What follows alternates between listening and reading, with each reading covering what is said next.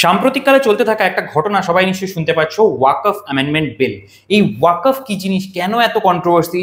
সেদিনকে একটু ফেসবুক ঘাঁটতে গিয়ে দেখলাম দুপক্ষের মধ্যে তুমুল ঝগড়া চলছে, কিন্তু কারোর কাছে কোনো লজিক প্রেজেন্ট নেই। তাহলে ওয়াকফ জিনিসটা কি, কি অ্যামেন্ডমেন্ট করা হয়েছে, সেই জিনিসগুলো যদি আমরা প্রপারলি বুঝি তাহলেই আমরা বুঝতে পারবো ওয়াকফ বিলটা কি বা কি আনা হয়েছে, কি ছিল, কি পরিবর্তন করা হয়েছে, এবং তারপর তোমরা ডিসাইড করতে পারবে যেটা ঠিক না ভুল। ফার্স্টে আমরা দেখবো ওয়াকফ জিনিসটা কি, দেখবো তারপরে যে একজন নন মুসলিম কি ওয়াকফ প্রপার্টিতে দান করতে পারবে, আগে কি ছিল এখন কি হয়েছে, এটা কি একটা রিলিজিয়াস ইস্যু, ধর্মীয় ইস্যু, নাকি একটা প্রপার্টি ডিসপিউট ইস্যু, অর্থাৎ property related issue. Daughters right to waqf, daughters right to waqf এই জিনিসটাই বা কি, বা মেয়েদের ক্ষেত্রে কি প্রভিশন রয়েছে, ওয়াকফ প্রপার্টি এগুলো কি ডোনেটেড প্রপার্টি, মানে ডোনেট করছে একজন আরেকজনকে, নাকি অ্যাকুয়ার্ড প্রপার্টি, অর্থাৎ যে প্রপার্টিগুলো নেওয়া হচ্ছে, আর কি ওয়াই গভর্নমেন্ট ইন্টারফেয়ারেন্স, একটা মাইনরিটি অ্যাফেয়ারের মধ্যে গভর্নমেন্ট কেন ইন্টারফেয়ার করছে, এই টোটাল বিষয়টা যদি আমরা বুঝতে পারি তাহলেই আমাদের কাছে স্টেপ বাই স্টেপ জিনিসটা ক্লিয়ার হয়ে যাবে। তাহলে আমরা এক এক করে দেখে নেব এই টপিকটা। ওকে, তো ওয়াকফ কি জিনিস?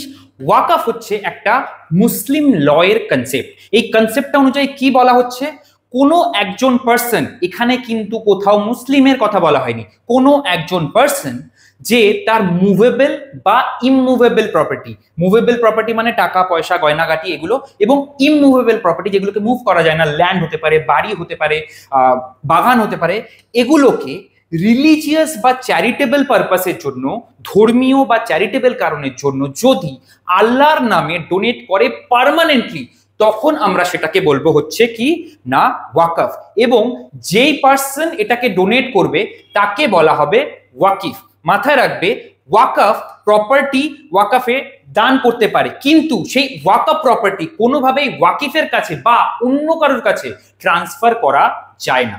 এবার ধরো কেউ প্রপার্টিটাকে ওয়াকফে দান করে দিল, তারপর কি হবে? এই যে মুভেবল বা ইমুভেবল প্রপার্টি ওয়াকফের কাছে দান করে দিল, সেটা চলে যাবে ডাইরেক্টলি স্টেট ওয়াকফ বোর্ডের আন্ডারে। আমাদের দেশে প্রায় 30টার কাছাকাছি স্টেট ওয়াকফ বোর্ড রয়েছে, অর্থাৎ প্রত্যেক স্টেটের মোটামুটি একটা করে স্টেট ওয়াকফ বোর্ড রয়েছে, যার মেম্বাররা স্টেট গভর্নমেন্টের দ্বারা নমিনেটেড হয় বা স্টেট গভর্নমেন্ট এদেরকে অ্যাপয়েন্ট করে।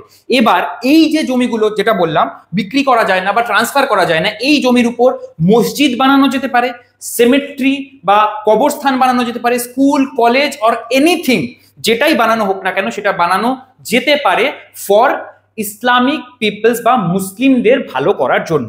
নাও এটাকে কন্ট্রোল করার জন্য বা এটাকে এই ওয়াকফ প্রপার্টিগুলোকে ম্যানেজ করার জন্য একজন ম্যানেজার রাখা দরকার, যে ম্যানেজ করবে, তাকে বলা হয় মুতাওয়ালি। তো এই যে মুতাওয়ালিকে অ্যাপয়েন্ট করা হচ্ছে, এই মুতাওয়ালি অ্যাপয়েন্ট করা হচ্ছে, সে কিন্তু এই ওয়াকফ প্রপার্টিটাকে না সেল করতে পারছে, না অন্য কারোর নামে ট্রান্সফার করতে পারছে, কিন্তু তাকে এখান থেকে ইনকাম জেনারেট করতে হবে। মাথায় রাখবে, মুভেবল প্রপার্টি নিয়ে কোনো প্রবলেম নেই, প্রবলেম যত হচ্ছে ইমুভেবল প্রপার্টি, ল্যান্ড, বাড়ি বা এরিয়া নিয়ে।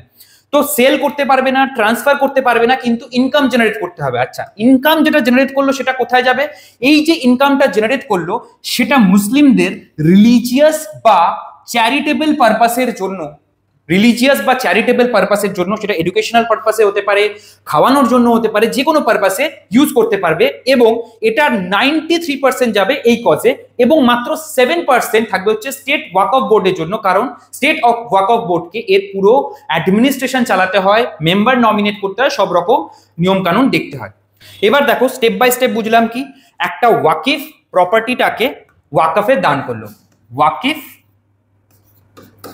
প্রপার্টিটাকে ওয়াকফে দান করলো, দান করার পর এটা ডাইরেক্টলি ওয়াকফ প্রপার্টিটা চলে যাবে স্টেট অ্যাপয়েন্টেড ওয়াকফ বোর্ডের হাতে। এই স্টেট অ্যাপয়েন্টেড ওয়াকফ বোর্ডের হাতে যে জমিগুলো রয়েছে তার জন্য একজন ম্যানেজার বা মুতাওয়ালি থাকবে, সেই মুতাওয়ালি ওটাকে সেল বা ট্রান্সফার করতে পারবে না, কিন্তু ইনকাম জেনারেট করতে হবে। তো এই যে এতগুলো স্টেট ওয়াকফ বোর্ড রয়েছে তার জন্য সেন্ট্রাল লেভেলে রয়েছে কিন্তু সেন্ট্রাল ওয়াকফ কাউন্সিল। এবার ধরো প্রপার্টি রিলেটেড কিছু ইস্যু হলো, বললো আমি দান করিনি তাও আমার জমি নিয়ে নেওয়া আছে, এরকম কিছু ধরো প্রপার্টি রিলেটেড ইস্যু হলো, সেই ক্ষেত্রে এই প্রবলেমটা চলে যাবে কোথায়? ওয়াকফ ট্রিবিউনালের কাছে। এবং এই যে টোটাল জিনিসটা গভর্ন করা হয় বা দেখা হয় ওয়াকফ অ্যাক্ট 1995 অনুযায়ী। আচ্ছা, তার মানে কি এই ওয়াকফ অ্যাক্ট 1995 এর আগে কোনো রকম কোনো ওয়াকফ রিলেটেড অ্যাক্ট ছিল না? ছিল। এইটা কিন্তু আমাদের স্বাধীনতার আগে থেকে রয়েছে। মুসলমান ওয়াকফ ভ্যালিডেটিং অ্যাক্ট 1913, তারপরে সময়ের সাথে সাথে কিছু চেঞ্জ আনতে হয়েছে, তো আনা হয়েছে ওয়াকফ অ্যাক্ট স্বাধীনতার পরে 1954 সালে, দেন আনা হয়েছে ওয়াকফ অ্যাক্ট 1995 সালে। এটাতেও যখন পুরোপুরি আমাদের প্রবলেম বা যেগুলো রেজলিউশন পাওয়া যায়নি সেইগুলোর ক্ষেত্রে আবার আনা হয়েছে ওয়াকফ অ্যাক্ট 2013, অর্থাৎ 2025-এর অ্যামেন্ডমেন্টটাই কিন্তু ফার্স্ট টাইম অ্যামেন্ডমেন্ট নয়, এর আগেও কিন্তু অ্যামেন্ডমেন্ট হয়েছে। তো 2025-এ আবার আনা হয়েছিল ওয়াকফ অ্যামেন্ডমেন্ট বিল, যেটা পাস হওয়ার পর কিন্তু ওয়াকফ অ্যামেন্ডমেন্ট অ্যাক্ট হয়ে গেছে। এবার ব্যাপারটা হচ্ছে ওয়াকফ অ্যাক্ট 2013-তে কি কি এমন চেঞ্জেস আনা হয়েছিল এবং কি এমন প্রবলেম ছিল যে পরবর্তীকালে আমাদের ওয়াকফ অ্যামেন্ডমেন্ট অ্যাক্ট 2025 আনতে হলো। তো দেখো, এই যে ওয়াকফ অ্যাক্ট 2013টা আনা হয়েছিল, তার আগে কি চেঞ্জ করা উচিত, আদৌ কি করা উচিত কিনা, এগুলোর জন্য তৈরি করা হয় সাচ্চার কমিটি। ওকে, জাস্টিস সাচ্চারের নেতৃত্বে তৈরি হয় সাচ্চার কমিটি 2005 সালে। কেন তৈরি করা হয় না, যাতে সোশ্যাল, ইকোনমিক এবং এডুকেশনাল কন্ডিশন মুসলিম কমিউনিটির আমাদের দেশে কেমন রয়েছে সেটাকে অ্যানালিসিস করার জন্য এই কমিটিটাকে ফর্ম করা হয়, যেই কমিটি ঠিক তার পরের বছর অর্থাৎ 2006 সালে তার রেকমেন্ডেশন দেয় বা রিপোর্ট দেয়, এবং সেখানে বলে কি স্ট্যাটাস কি রয়েছে ওয়াকফ প্রপার্টিগুলোর এবং তার পোটেনশিয়াল কি রয়েছে, মানে এটা থেকে আরো কি কি করা যেতে পারে। তো এই যে status and potential of waqf property সেকশনে আমরা যদি চলে যাই, ওখানে আমরা একটা অদ্ভুত জিনিস দেখতে পাই, সেটা হচ্ছে ফার্স্ট, আমাদের দেশে রেজিস্টার্ড ওয়াকফ প্রপার্টি এরিয়ার কথা বলছি না, number of registered Waqf property রয়েছে 4.9 লাখ, অর্থাৎ প্রায় 5 লাখের কাছাকাছি, যার মধ্যে থেকে সব থেকে বেশি রয়েছে ওয়েস্ট বেঙ্গলে 1,48,200টা, এবং তারপরে রয়েছে উত্তরপ্রদেশে 1,22,839টা। মেইনলি এখানে কিন্তু ইমুভেবল প্রপার্টি বা ল্যান্ড এরিয়া এগুলোর কথা বলা হচ্ছে। এখানে যে টোটাল ল্যান্ড এরিয়া রয়েছে এতগুলো নাম্বার অফ ওয়াকফ প্রপার্টির মধ্যে, সেটা হচ্ছে 6 লাখ একর, যার মার্কেট ভ্যালু হচ্ছে 1.2 লাখ ক্রোর। ওকে, বাট যখন এই সাচ্চার কমিটি স্ট্যাটাস দেখলো এটার যে রেজিস্টার্ড ভ্যালু, দেখবে জমি যখনই নেওয়া হয় তখন একটা রেজিস্ট্রেশন করা হয় যে এই জমির অ্যাকচুয়াল ভ্যালুয়েশন কত, তো রেজিস্টার্ড যেটা করা রয়েছে রেজিস্টার্ড ভ্যালু দেখাচ্ছে মাত্র 6,000 করোড়, ওয়্যারএজ যার মার্কেট ভ্যালু ওই পার্টিকুলার জমি বা ল্যান্ডটা বা যেসব বিল্ডিং আছে তার 1.2 লাখ করোড়, এবং টোটাল যে অ্যানুয়াল ইনকাম জেনারেট হচ্ছে মাত্র 160 কোটি টাকা 1.2 লাখ ক্রোড়ের মার্কেট ভ্যালুর ল্যান্ড এরিয়া থেকে। এবার বোঝো, যেটা কিন্তু মাত্র 2.7%, মিনিমাম 10% জেনারেট করার কথা। তো এটা গেল হচ্ছে স্ট্যাটাস যেটা সাচ্চার কমিটি পেয়েছিল। এবার এই রিপোর্ট অনুযায়ী যেই যে জিনিসগুলো আমরা বুঝতে পারি সেগুলো হচ্ছে, এক হচ্ছে ওয়াকফ প্রপার্টিগুলো যেগুলোকে রাখা হচ্ছে সেগুলো আন্ডার ইউটিলাইজ হচ্ছে, অর্থাৎ যে ম্যানেজার রাখা হচ্ছে বা যে বোর্ডগুলো আছে সেগুলো প্রপারলি ইউটিলাইজ করতে পারছে না ওয়াকফ বোর্ডগুলো। নেক্সট, মিসম্যানেজমেন্ট রয়েছে কোথাও না কোথাও, না হলে কিন্তু মাত্র 2.7% যে ইনকাম জেনারেট হচ্ছে সেটা কিন্তু হওয়ার কথা না। যদি এটাকে আমরা এফিশিয়েন্টলি ম্যানেজ করতে পারি, এই সাচ্চার কমিটি রিপোর্টে বলছে, তাহলে এটা কিন্তু মুসলিমদের সোশিও ইকোনমিক সোসাইটিতে, ইকোনমিক ক্ষেত্রে এবং এডুকেশনাল ক্ষেত্রে ডেভেলপমেন্ট করতে সুবিধা করবে, এবং যেটা নর্মাল মার্কেটে পসিবল, অর্থাৎ 10% রেভিনিউ যদি জেনারেট করা যায় এই 1.2 লাখ ক্রোড় থেকে, তাহলেও কিন্তু প্রত্যেক বছর 12,000 কোটি টাকা জেনারেট করা যাবে, যেটা কিন্তু মুসলিমদের সোশিও ইকোনমিক এবং এডুকেশনাল পারপাসে ইউজ করা যাবে, ওয়্যারএজ আমরা জেনারেট করছি কত, মাত্র 160 ক্রোড় পার ইয়ার। এবার তো এর বেসিসে এগুলো স্ট্যাটাস দেখলো, কি কি পোটেনশিয়াল আছে সেটা দেখলো। এবার রেকমেন্ডেশন কি কি করলো দেখো, এখনো পর্যন্ত কিন্তু আমি 2025-এর অ্যামেন্ডমেন্ট অ্যাক্ট অব্দি আসিনি, 1 বাই 1 আমরা যাব। তো রেকমেন্ডেশন ছিল হচ্ছে, বলছে বেটার ম্যানেজমেন্টের জন্য রুলস গুলোকে আরেকটু স্ট্রিক্ট করতে হবে এবং মুতাওয়াল্লিগুলো যেন নিজেদের মতন করে সবকিছু কন্ট্রোল করতে না শুরু করে। সেকেন্ড হচ্ছে ডিজিটাল রেকর্ড কিপিং, অর্থাৎ ট্রান্সপারেন্ট ভাবে প্রপার ওয়েতে ডিজিটালি রেকর্ড রাখতে হবে যে কোন জমি কিভাবে কি রেকর্ড হচ্ছে না হচ্ছে। দেন ট্রিবিউনালের যে পাওয়ার রয়েছে সেটাকেও ঠিকঠাক ভাবে পর্যালোচনা করা উচিত, যে কেন এখান থেকে ইনকাম জেনারেট করা যাচ্ছে না বা কেন এটা সোশিও ইকোনমিক কাজে ইউজ করা যাচ্ছে না সেটা দেখতে হবে। নেক্সট হচ্ছে উইমেন রিপ্রেজেন্টেশন, এই 2013-র আগে কিন্তু উইমেন রিপ্রেজেন্টেশন ছিলই না। নেক্সট হচ্ছে টাইমলি সার্ভে করতে হবে, যে কেন এখান থেকে ইনকাম জেনারেট করা যাচ্ছে না সেটার জন্য টাইমলি সার্ভে করতে হবে, এবং নন মুসলিম প্রফেশনালদেরকেও অ্যাড করা যেতে পারে যদি প্রয়োজন পড়ে। ওকে, তো যদি প্রয়োজন পড়ে অ্যাডমিনিস্ট্রেটিভ ক্ষেত্রে বা কোনো লিগ্যাল ক্ষেত্রে, সেক্ষেত্রে কিন্তু নন মুসলিম প্রফেশনালদেরকেও বেটার ম্যানেজমেন্টের জন্য ওখানে ইনক্লুড করা যেতে পারে। এটা হচ্ছে সাচ্চার কমিটির রিপোর্ট। এই সাচ্চার কমিটির রিপোর্টের বেসিসেই কিন্তু আনা হয় ওয়াকফ অ্যামেন্ডমেন্ট অ্যাক্ট 2013, যেটা হচ্ছে 1995 সালের ওয়াকফ অ্যাক্টের একটা অ্যামেন্ডমেন্ট।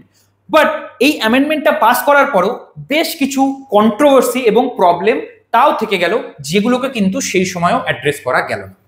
এবার তাহলে কি করা যায়? তার জন্য 8 অগস্ট 2024-এ লাস্ট যে এনডিএ গভর্নমেন্ট আছে, এই এনডিএ গভর্নমেন্টের তরফ থেকে আনা হয় একটা নতুন ওয়াকফ অ্যামেন্ডমেন্ট বিল 2024, এবং তার সাথে সাথে এজ ওল্ড 1923 সালের একটা মুসলমান ওয়াকফ রিপিল বিল আনা হয় 2024। ঠিক আছে, মেনলি 1923 সালের ওই একটাকে রিমুভ করার জন্য, কারণ ওটা আউটডেটেড হয়ে গেছে, অনেক পুরানো হয়ে গেছে। এবার এটা যে আনা হলো, কেন আনা হলো এই জিনিসটা আনা হলো, তার মেন কারণ হচ্ছে যাতে ক্লিয়ার কাট রুলস থাকে ওয়াকফ বোর্ডের, ওয়াকফ কাউন্সিলের এবং মুতাবলিদের। নেক্সট, স্মুথ ফাংশন করতে পারে ওয়াকফ বোর্ড, এবং বেটার ম্যানেজমেন্ট হতে পারে ওই ল্যান্ড এরিয়াগুলোর, এবং ডেভেলপমেন্ট অফ ওয়াকফ প্রপার্টি, সেই ওয়াকফ প্রপার্টিগুলোকে ডেভেলপমেন্টের কাছে, সোশিও ইকোনমিক কাজে ইউজ করা যেতে পারে। ওকে, বোঝা গেল কেন আনা হলো। বাট যখনই আনা হলো, সাথে সাথে প্রচুর ক্রিটিসিজম ফেস করতে হলো, এবং এত ক্রিটিসিজম ফেস করার পর এটা পাঠিয়ে দেওয়া হলো জয়েন্ট পার্লামেন্টারি কমিটির হাতে। একটা জিনিস মাথায় রাখবে, পার্লামেন্টারি কমিটির মধ্যে কোনো রকম কোনো মিনিস্টার পার্ট হতে পারবে না। ওকে, জয়েন্ট পার্লামেন্টারি কমিটির কাছে, জয়েন্ট পার্লামেন্টারি কমিটি মানে রাজ্যসভা এবং লোকসভার বেশ কিছু মেম্বার ওখানে পার্টিসিপেট করবে, এবং তারা বিভিন্ন জায়গা থেকে ওপিনিয়ন সংগ্রহ করবে। তো তারা পাবলিক মিটিং অ্যারেঞ্জ করলো বিভিন্ন জায়গায়, বিভিন্ন এক্সপার্টদের থেকে শুনলো, এবং বিভিন্ন স্টেক হোল্ডার্স, বিভিন্ন জায়গায় ওয়াকফ বোর্ড হতে পারে, বিভিন্ন ম্যানেজাররা হতে পারে, তাদের সাথে কথা বললো, এবং বিভিন্ন অর্গানাইজেশনের সাথে বিভিন্ন রকম মিটিং কন্ডাক্ট করার পর তারা 30 জানুয়ারি 2025-এ এই রিপোর্টটা সাবমিট করলো, এবং 25খানার রেকমেন্ডেশন দিল। তারপর এটা লোকসভা থেকে পাস করা হলো, রাজ্যসভা থেকে পাস করা হলো, এবং প্রেসিডেন্টেরও সম্মতি পেয়ে গেল, হলো পাস। কিন্তু কি হলো? ওয়াকফ যে কনসেপ্টটা আমরা বুঝলাম সেটাতে কোনো প্রবলেম নেই, বাট এর যে রুলস গুলো রয়েছে সেগুলোতে প্রবলেম রয়েছে। তাহলে কি এই যে 2025-এর যে অ্যামেন্ডমেন্টটা করা হলো, সেটাতে কি এই কন্ট্রোভার্সিগুলোর বা প্রবলেমগুলোর কিছু সলিউশন খুঁজে পাওয়া গেল কিনা, সেটা আমরা এক এক করে দেখি। তো ফার্স্ট আমরা দেখি প্রবলেম কি ছিল, ওয়ান বাই ওয়ান আমরা স্টেপ বাই স্টেপ বুঝবো। ফার্স্ট প্রবলেম হচ্ছে dedication of property by non Muslims. আগে কি ছিল, অ্যাকর্ডিং টু 2013 বা 1995 এর অ্যাক্ট অনুযায়ী ছিল হচ্ছে যে কোনো নন মুসলিমও ওয়াকফ বোর্ডকে তার প্রপার্টি ট্রান্সফার করতে পারে, বা যে কোনো নন মুসলিমের জমিতেও সেটা কিন্তু ক্লেম করা যেতে পারে, যেটা ওয়াকফ প্রপার্টি। এখন কি করা হয়েছে, এর সলিউশন কি দেওয়া হয়েছে, ডোনার্স যারা ডোনেট করতে চাইছে, ওয়াকফ প্রপার্টি হিসেবে যারা ডোনেট করতে চাইছে, তারা কিন্তু প্র্যাকটিসিং মুসলিম হতে হবে অ্যাটলিস্ট 5 বছরের জন্য। অ্যাটলিস্ট 5 বছরের জন্য যদি মুসলিম বা ইসলাম প্র্যাকটিস করে, তাহলে তারাই ডোনেট করতে পারবে, এবং তাদের কাছে যেন যেই জমিটা ট্রান্সফার করা হচ্ছে সেটার লিগাল এবং ভ্যালিড ডকুমেন্ট থাকে, রেজিস্টার্ড ডিড থাকে তাদের নামে, যে এই জমিটা সেই পার্টিকুলার মানুষের নামে রেজিস্টার্ড। তার মানে কি অন্য কারোর নামে রেজিস্টার্ড জমিও কেউ দান করে গেছে? হ্যাঁ, এরকমও হয়েছে। সেই প্রবলেমটাকে ডিল করার জন্য এই সলিউশনটা আনা হয়েছে, যেন প্রপার ডকুমেন্টেশন হয়। সেকেন্ড প্রবলেম দেখি, সেকেন্ড প্রবলেম কি, ওয়াকফ বাই ইউজার।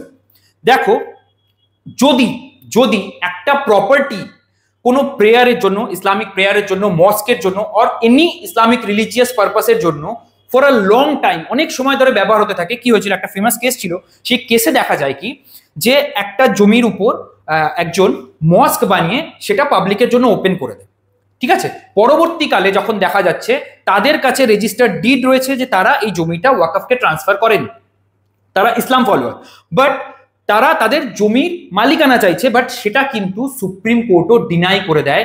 কারণ বলা হয় কি, if a property is used for prayer, mosque or any Islamic religious practice, অর্থাৎ সেটা যদি ইসলামিক কোনো রিলিজিয়াস প্র্যাকটিসের জন্য ইউজ হয়, তাহলে সেটাকে ওয়াকফ প্রপার্টি হিসেবে মেনে নেওয়া হবে। এবং এরকম ভাবে যদি মেনে নেওয়া হয়, একদম প্রথমেই যেটা বলেছিলাম, ওয়ান্স একটা জিনিস বা একটা ল্যান্ড এরিয়া ওয়াকফ প্রপার্টি হয়ে যাবে, সেটাকে কিন্তু রিটার্ন করার কোনো রকম প্রসেস নেই। এবং এটা, এই যে ওয়াকফ বাই ইউজারটা হতো, এটা হতো উইদাউট এনি রিটেন ডকুমেন্ট, ওটাকে ওয়াকফ প্রপার্টি মেনে নিতে পারতো, ইভেন সুপ্রিম কোর্টের জাজমেন্টেও তাই বলা হয়েছে। এবার এটার ক্ষেত্রে সলিউশন কি দেওয়া হয়েছে, এই যে ওয়াকফ বাই ইউজার, এই কনসেপ্টটা মানে যে ইউজ বেসিসে ডাইরেক্টলি ওয়াকফ ডিক্লেয়ার করে দিচ্ছি সেটাকে রিমুভ করা হচ্ছে এবং বলা হচ্ছে যদি কেউ ওয়াকফ হিসেবে দান করেও থাকে তার জন্য অফিসিয়াল ডিক্লারেশন প্রয়োজন, নর্মাল প্রভিশন। নেক্সট দেখি problem number 3, government property as waqf. দেখা যাচ্ছে যে ওয়াকফ প্রপার্টির মধ্যে 5,973 খানা গভর্নমেন্ট প্রপার্টিও ওয়াকফ প্রপার্টি হিসেবে ডিক্লেয়ার করা। ওকে, যার জন্য কি হচ্ছে ইনফ্রাস্ট্রাকচার, রেলওয়ে বা হাইওয়ে ডেভেলপমেন্ট অনেক ক্ষেত্রে বন্ধ হয়ে যাচ্ছে। 5,973 খানা গভর্নমেন্ট প্রপার্টি ডিক্লেয়ার। এবার এগুলো কি করে করছে, কারণ আর্টিকেল 40 এর মধ্যে ছিল ওয়াকফ অ্যামেন্ডমেন্ট অ্যাক্ট 1995 এবং 2013 যে ওয়াকফ বোর্ড অন সুমোটো বেসিস এটা কিন্তু ডিক্লেয়ার করতে পারে। ঠিক আছে, এটা ছিল। এবার এর জায়গায় সলিউশন কি আনা হলো, যদি এরকম কোনো ক্লেম আসে যে এটা ওয়াকফ প্রপার্টি সেক্ষেত্রে কালেক্টর সেটাকে ভেরিফাই করবে। যদি কোনো অফিসিয়াল বা প্রপার রেকর্ড বা ডকুমেন্টেশন পাওয়া না যায় যে এটা ওয়াকফ প্রপার্টিতে প্রপার দলিল সমেত সবকিছু সমেত ট্রান্সফার করা হয়েছে, দেন এটাকে অটোমেটিক্যালি আর ওয়াকফ মেনে নেওয়া হবে না, এটাকে কিন্তু গভর্নমেন্ট ল্যান্ড মানা হবে এবং ওয়াকফ বোর্ডের লিস্ট থেকে, যেই ওয়াকফ বোর্ডে ওটা রেজিস্টার্ড সেখান থেকে ওটাকে ডিলিট করে দেওয়া হবে। ওকে, বোঝা গেল এই অবধি। নেক্সট চলে যাই প্রবলেম নাম্বার 4, 5 and 6, যেটা এক বাই একটা করে আমরা প্রবলেমগুলো দেখবো এবং এর অনুযায়ী সলিউশন কি দেওয়া হয়েছে সেটা আমরা দেখবো। দেখি 4th প্রবলেম। দেখো কোনো প্রপার্টি ওয়াকফ প্রপার্টি কিনা সেটা দেখবে হচ্ছে সার্ভে কমিশনার। ওকে, যে কোনো প্রপার্টি ওয়াকফ প্রপার্টি কিনা এবং সেটা সাবমিট করবে কোথায়, স্টেট গভর্নমেন্ট এবং স্টেট ওয়াকফ বোর্ডের কাছে। তারপরে স্টেট গভর্নমেন্ট একটা গেজেটেড নোটিফিকেশন বা লিস্ট বের করবে যে এই জায়গাগুলোকে ওয়াকফ প্রপার্টি হিসাবে ওয়াকফ বোর্ড লিস্ট করেছে। এবার ধরো তোমার জমি তার মধ্যে চলে আসলো, তাহলে তুমি ম্যাক্সিমাম লিমিটেশন পিরিয়ড পাবে 1 বছর, মানে যবে থেকে ওই গেজেট নোটিফিকেশনটা বার হয়েছে তার 1 বছরের মধ্যে সে যে কারোর জমি হতে পারে। ওকে, 1 বছর টাইম পাবে সেটাকে ক্লেম করার বা চ্যালেঞ্জ করার। ওকে, মাত্র 1 বছর। এবার কে গেজেট নোটিফিকেশন খুলে বসে থাকে, প্রত্যেক মাসে মাসে তুমি গেজেট নোটিফিকেশন থরি না খুলে দেখবে। দেন প্রবলেম নাম্বার 6, যদি চ্যালেঞ্জ করারও হয় এটা দেখবে কে, এটা চলে যাবে ডাইরেক্টলি ওয়াকফ ট্রিবিউনালের হাতে এবং ওয়াকফ ট্রিবিউনাল যে ডিসিশন দেবে সেই ডিসিশনটাই ফুল অ্যান্ড ফাইনাল। শুধুমাত্র যদি কোনো টেকনিক্যাল এরর হয় বা কোনো ধরো ফান্ডামেন্টাল রাইট রিলেটেড ইস্যু হয় সেক্ষেত্রেই এই ডিসিশনটা কিন্তু হাইকোর্ট বা সুপ্রিম কোর্টে যেতে পারে, আদারওয়াইজ কখনোই যাবে না।